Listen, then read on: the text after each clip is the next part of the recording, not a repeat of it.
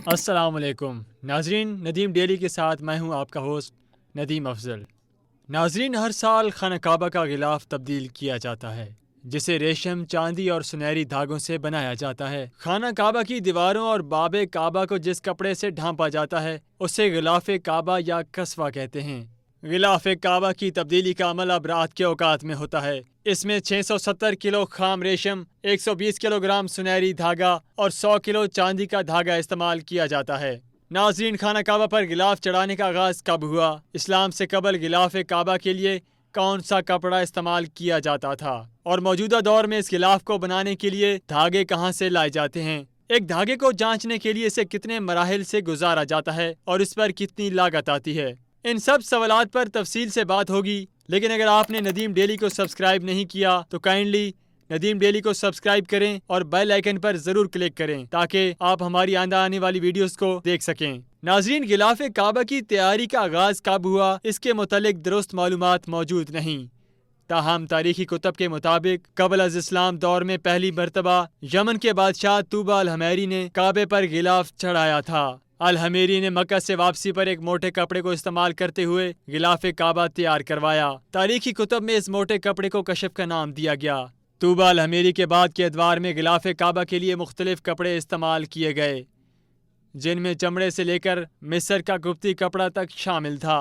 ناظرین، ماضی میں مصر سے تحفے کے طور پر ہر سال غلاف کعبہ بھجوایا جاتا تھا۔ اس دور میں جمال عبد الناصر حاکم تھے، لیکن سن 1962 میں جب غلاف کعبہ بندرگاہ پہنچا تو کافی دیر ہو گئی تھی۔ اس موقع پر سعودی عرب میں سن 1962 میں شاہ سعود نے شاہ فیصل کو غلاف کے لیے کارخانہ لگانے کا حکم دیا۔ تب سے اسے مقامی طور پر تیار کیا جاتا ہے اور یہ سلسلہ جاری ہے۔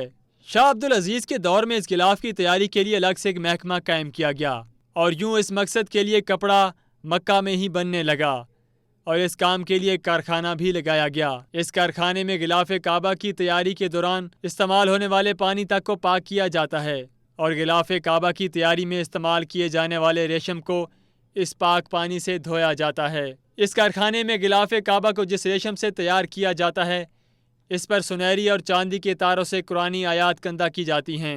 غلاف کی تیاری میں استعمال کیا جانے والا ریشم اٹلی، جبکہ سنہری اور چاندی کی تاریں جرمنی سے آتی ہیں۔ ریشم کو سیاہ اور سبز رنگوں میں رنگا جاتا ہے اور غلاف کی تیاری کے دوران خصوصی کیمیکل بھی استعمال کیے جاتے ہیں۔ ایک ریشم کا دھاگا کئی ٹیسٹ پاس کرتا ہے، جس میں تھریڈ ٹیسٹ سے لے کر موٹائی، مضبوطی، رنگنے، میچنگ، دھوتے ہوئے رنگ اترنے اور دھات کی تاروں کے ساتھ استعمال تک کے ٹیسٹ شامل ہیں۔ ناظرین، غلاف کعبہ کے معیار کو یقینی بنانے کے لیے شاہ عبدالعزیز کمپلیکس میں ایک تجربہ کار ٹیم ان ٹیسٹوں کی نگرانی کرتی ہے۔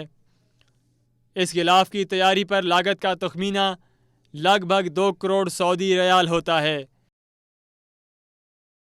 یعنی تاریخ کا سب سے مہنگا غلاف۔ غلاف کی تیاری کے عمل کی نگرانی 200 سے زائد ماہرین کرتے ہیں، جن میں بہترین قابلیت، تجربہ، سائنسی اور عملی قابلیت رکھنے والوں کو مسجد نبوی اور خانہ کعبہ کے امور کے لیے ملازمت پر رکھا گیا ہے۔ حج کے موقع پر غلاف کعبہ کو تقریباً 3 میٹر تک اوپر اٹھا دیا جاتا ہے اور نیچے کی جگہ کو سفید سوتی کپڑے سے ڈھک دیا جاتا ہے تاکہ کسوہ صاف رہے اور پھٹنے سے محفوظ رہ سکے۔ ناظرین، اب سوال اٹھتا ہے کہ پرانے غلاف کا کیا کیا جاتا ہے؟ پرانے غلاف کعبہ کو اتار کر چھوٹے چھوٹے ٹکڑوں میں کاٹ لیا جاتا ہے اور سعودی عرب کا دورہ کرنے والے مسلمان ملکوں کے رہنماؤں کو بطور تحفہ یہ ٹکڑے پیش کیے جاتے ہیں۔ بعض نجی ویب سائٹس بھی انتہائی مہنگے داموں اس غلاف کے چھوٹے چھوٹے ٹکڑے فروخت کرتی ہیں۔